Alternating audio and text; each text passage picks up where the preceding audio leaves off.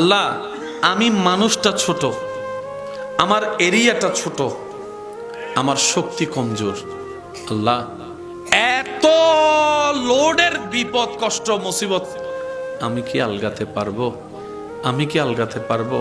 আমার তো মনে হয় না।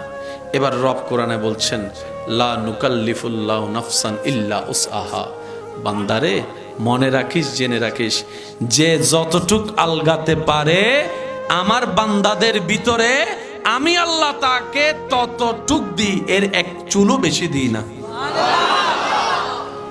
তার মানে আপনার জীবনে এখন যা কষ্ট যাচ্ছে, অতীতে যা গিয়েছে, ভবিষ্যতে যা আসবে, অতটুকুই আসবে যতটুকু আপনি মোকাবেলা করতে পারবেন, আলগাতে পারবেন।